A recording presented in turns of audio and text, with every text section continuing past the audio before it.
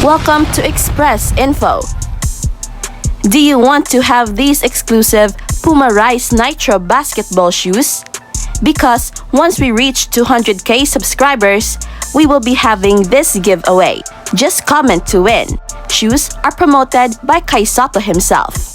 Just like this video, and most importantly, comment anything positive about Kai Soto. It's easy. Commenting is the key to win. Share your positive comments about Kai Soto. Do it now na. Win the prize. Stay tuned for more updates.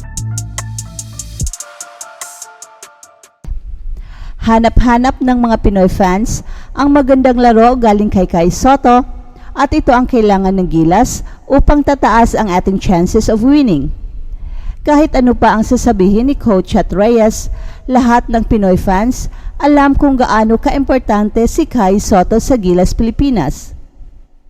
Sa patuloy na pag-usbong ng basketball sa buong mundo, laging umaasa ang bawat bansa sa kanilang mga matataas na atleta upang makamit ang tagumpay sa mga international competition. Isang pangalan ang patuloy na sumisiklab sa larangan ng basketball sa Pilipinas, si Kai Soto. At sa laban ng Gilas Pilipinas laban sa Angola, mahalaga ang papel ni Kai Soto upang magtagumpay ang ating koponan. Si Kai Soto ay isang bituin sa pag-usbong ng basketball sa Pilipinas dahil sa kanyang combination of height and skills ay walang duda maaari niyang iangat ang antas ng laro ng Gilas Pilipinas.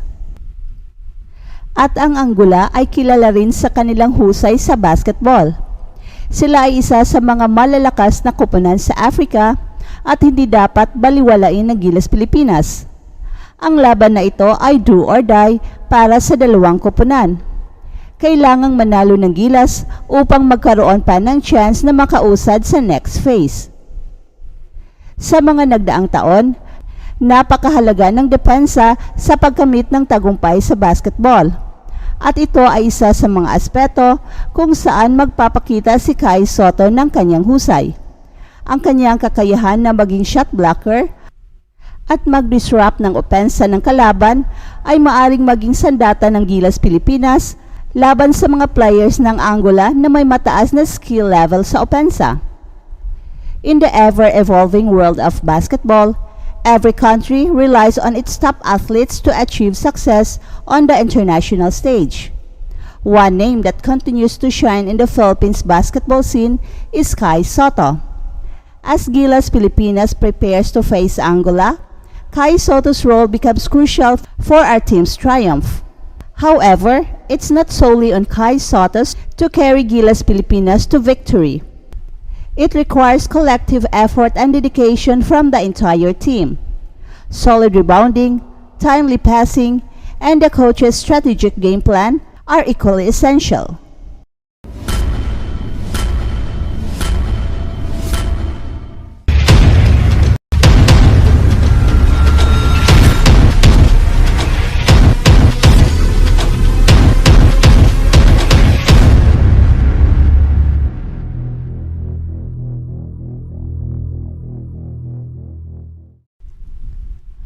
At narito ang kalagayan sa Group A matapos ang unang araw.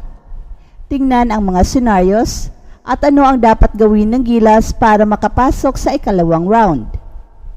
Nagsimula ang kampanya ng Gilas Pilipinas sa FIBA Basketball World Cup 2023 na may pusong pagkatalo sa Dominican Republic 87-81 sa harap ng napakaraming crowd sa Philippine Arena.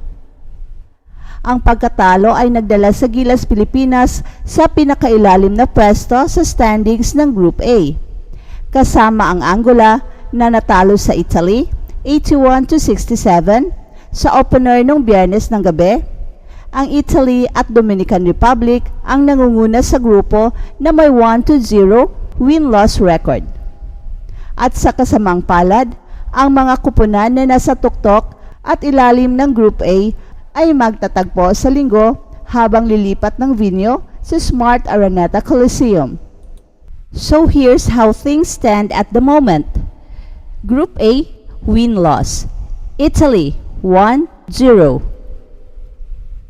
Dominican Republic 1-0, Philippines 0-1, Angola 0-1. For Gilas, the match against Angola carries so much significance in an ambitious bid to advance to the next round. Ang Pilipinas ay haharap sa Angola sa Linggo sa alas 8 ng gabi sa Big Dome sa isang laro na kailangang manalo para sa parehong koponan. Kung matatalo ang Gilas Pilipinas sa Angola, ay magpapababa ito sa kanila sa classification phase dahil ang kanilang huling laro sa group stage ay sa Martes laban sa Italy, isang koponang may malakas ang tsansang manguna sa Group A. At kahit mananalo ang Gilas Pilipinas laban sa Angola, hindi pa rin magiging madali ang daan para sa kanila dahil haharapin pa nila ang makapangyarihang European side na Italy sa kanilang huling laro sa grupo. Nakatakda ang Italy na maglaro laban sa Dominican Republic sa unang laro ng alas 4 ng hapon at ang mananalong koponan ay magkakamit ng pwesto sa ikalawang round.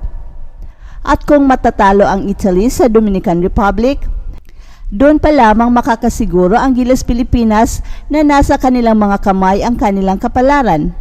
Kailangan nilang talunin ang Italy at Angola para makapasok sa susunod na round. At kung matatalo ang Dominican Republic sa unang laro, hindi na nasa kamay ng Pilipinas ang kanilang kapalaran. Hindi lang dapat manalo ang Gilas laban sa Angola sa Linggo at laban sa Italy sa Martes, kailangan rin ng Angola na talunin ang Dominican Republic sa Martes para makausad. Another scenario is a possible tie for second with a 1-0 win-loss record among the Philippines, Dominican Republic, and Angola. Mangyayari ito kung mananalo ang Italy laban ng Dominican Republic at mananalo ang Gilas Pilipinas laban ng Angola on Sunday.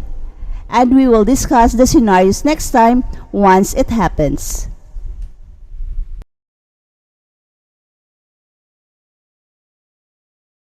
That's it for now, guys. Pero bago kami magtatapos, ay huwag kalimutan na huwag magpahuli sa mga pinakabago mga kwento at balita ng kasiyahan at tagumpay. Bahala na ang mga marites dyan. Basta kami ay handang maghatid ng tunay na inspirasyon sa mundo ng sports.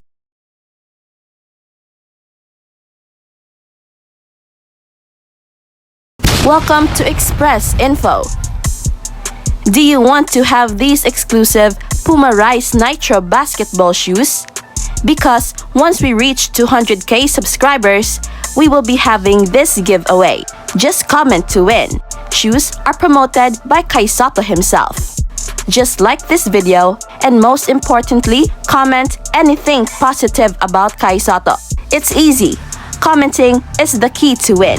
Share your positive comments about Kai Soto. Do it now na. Win the prize. Stay tuned for more updates.